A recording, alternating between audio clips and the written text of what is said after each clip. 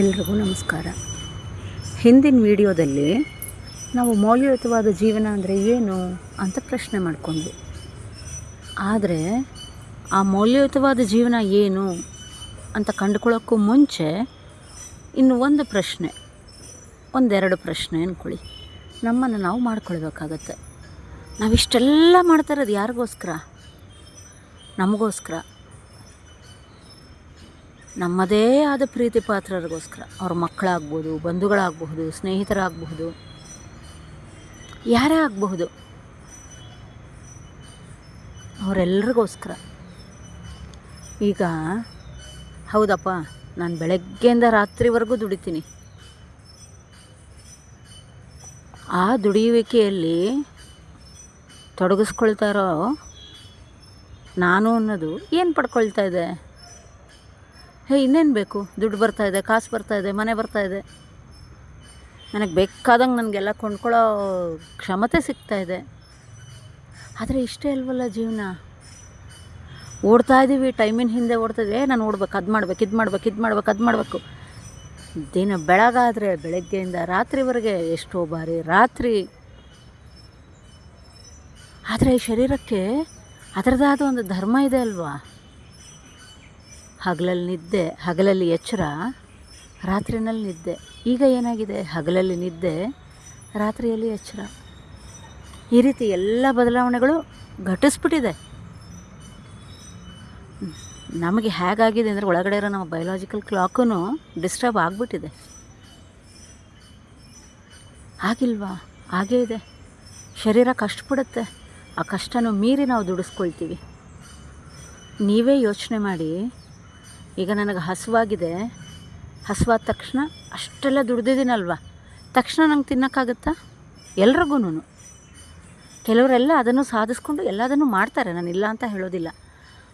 ಆದರೆ ಏನೋ ಒಂದು ಕೆಲಸ ಇರುತ್ತೆ, ಏನೋ ಒಂದು ಧಾವಂತ ಇರುತ್ತೆ, ಯಾವುದ್ರಲ್ಲೋ ನಮ್ಮನ್ನು ನಾವು ತೊಡಗಿಸ್ಕೊಂಡಿರ್ತೀವಿ.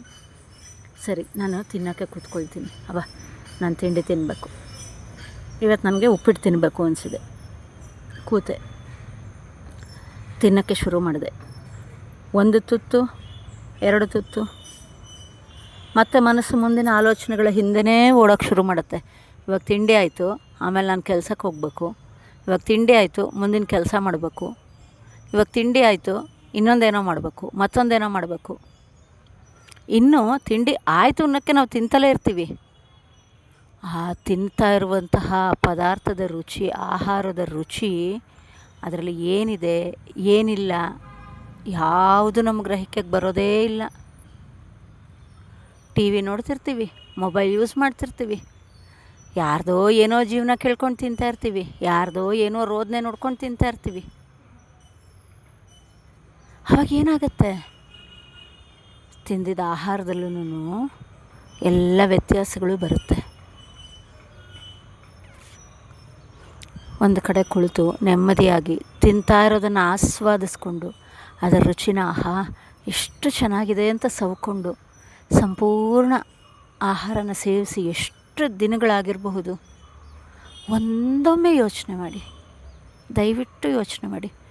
ನಮ್ಮ ಬಾಲ್ಯದಲ್ಲಿ ಸಿಕ್ಕಂತಹ ಒಂದು ಲಾಲಿಪಾಪ್ನ ಚೀಪಿ ಚೀಪಿ ಚೀಪಿ ಎಷ್ಟು ಚೆನ್ನಾಗಿದೆ. ಪ್ರತಿ ಸತಿ ಚೀಪೋವಾಗಲೂ ಅಪ್ಪ ಅದ್ಭುತ ಅಂತ ಅನಿಸಿದೆ ಅಲ್ವ ನಮ್ಮ ಮನಸ್ಸಿಗೆ?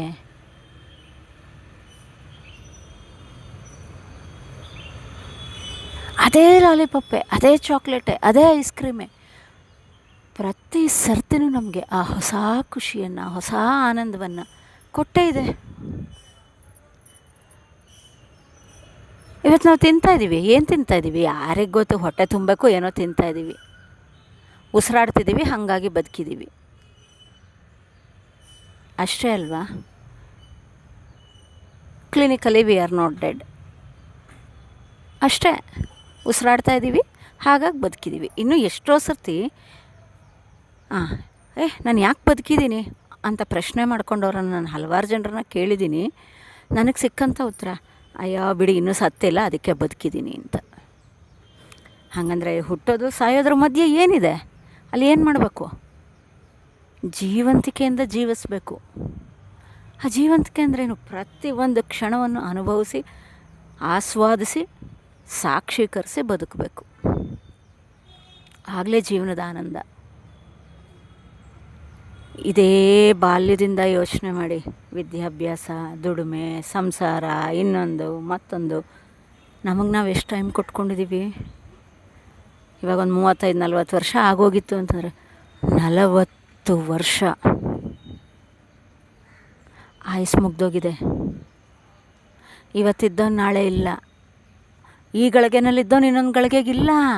ಕಾಲ ಹಾಗೆ ಆಗ್ಬಿಟ್ಟಿದೆ. ಈ ಕ್ಷಣ ಬದುಕಿದೆಯಾ ಅಂದರೆ ಈ ಕ್ಷಣದಲ್ಲಿ ಬದುಕ್ಬಿಡು, ಜೀವಂತಿಕೆಯಿಂದ ಜೀವಿಸ್ಬಿಡು. ಜೀವಂತಿಕೆ ಕಾರ್ ತಗೊಳ್ಳೋದ್ರಲ್ಲಿಲ್ಲ, ಮನೆ ತಗೊಳ್ಳೋದ್ರಲ್ಲಿಲ್ಲ.